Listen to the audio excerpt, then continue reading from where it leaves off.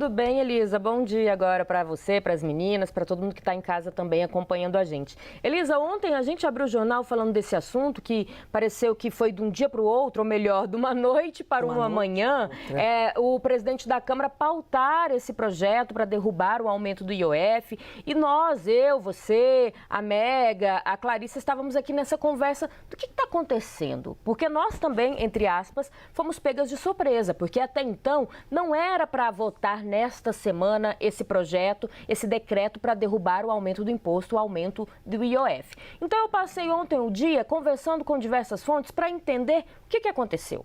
Por que mudou de uma hora para outra, entre aspas, esse posicionamento em especial do presidente da Câmara dos Deputados de resolver ir para cima a ponto de não aprovar apenas na Câmara, como também, quando terminamos o jornal de ontem, ainda não tinha essa expectativa, isso foi acontecendo depois, o próprio Senado embarcar nessa onda e conseguirem aprovação nas duas casas e de imediato já decidir que não vai ter aumento do IOF nesse projeto que era do Palácio do Planalto, que era do governo federal. E aí, conversando com essas pessoas, eu fui pegando ali algumas ideias e no fim das contas, o que me pontuaram foram 5 pontos. E eu quis, detalhar e vou trazer para quem está em casa para a gente poder traduzir mesmo, que esse é o nosso papel aqui enquanto comunicadoras, O porquê? O que aconteceu que 11h30 da noite de uma terça-feira, todo mundo no Nordeste, lá no São João, do nada, o presidente da Câmara resolve pautar esse projeto, do nada embarca o Senado Federal e é a derrota, eu ouso dizer, a maior derrota do Palácio do Planalto desde que o Lula assumiu esse terceiro mandato. Pedi até para a nossa equipe preparar uma arte para a gente ir entendendo, porque são 5 detalhes importantíssimos. E o primeiro tem o nome, ministro da Fazenda, Fernando Haddad. Por que Haddad ficou com essa responsabilidade de ter sido a principal peça nessa decisão do Congresso Nacional? O que eu vi? Que Haddad saiu de, abre aspas, um ótimo articulador para agora ser, abre aspas, o principal problema do governo Lula.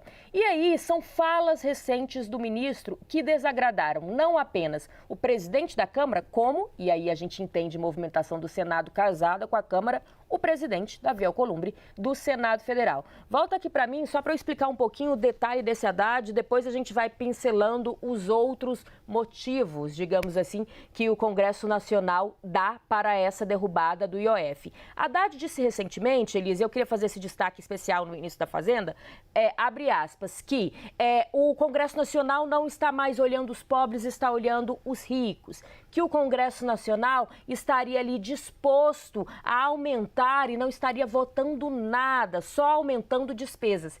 E aí, o principal detalhe, Haddad criticou diretamente o novo, abre aspas, presidente da Câmara, ao dizer, em falas recentes, que Arthur Lira fazia a pauta da Câmara dos Deputados andar mais do que Hugo Mota. Aí pegou no ego do novo presidente da Câmara e aí me pontuaram que esse foi a cerejinha no bolo diante desses outros cenários que eu vou abordar agora, que já incomodavam o Palácio do Planalto. Vamos jogar de novo a tela e eu vou pontuar os demais detalhes aqui. A gente tem, além de Haddad, outros assuntos importantes na nossa arte aí.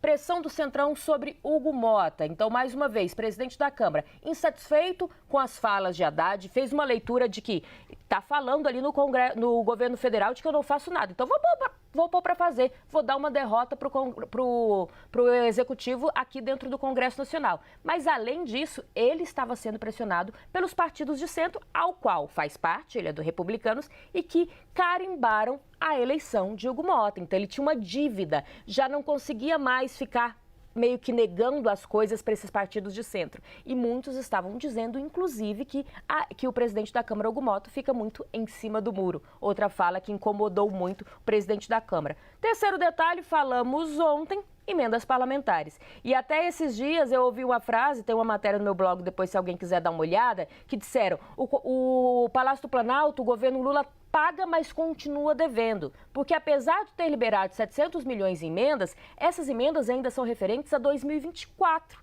Então, para o Congresso Nacional, tem muita emenda para ser paga. Então, eles quiseram, com essa votação, demonstrar a insatisfação não só com o Palácio do Planalto, como com o ministro do Supremo Tribunal Federal, Dino, que era um ministro do Palácio do Planalto antes de ir para o Supremo. Eles veem, tipo, uma jogada casada, é uma acusação muito séria, obviamente, mas essa é a interpretação do Congresso Nacional, e de que Dino estaria dificultando o repasse também dessas emendas, especialmente da área da saúde. Os dois últimos detalhes que eu gostaria de trazer. O governo contra o aumento do número dos deputados, a gente vai entrar daqui a pouco nesse assunto, mas Haddad, Gleisi Hoffmann tinham pontuado que eram contra esse aumento, que é uma das pautas de Hugo Mota, presidente da Câmara, e que também foi acolhida, e se sentiu ali atacado o presidente do Senado nessa questão.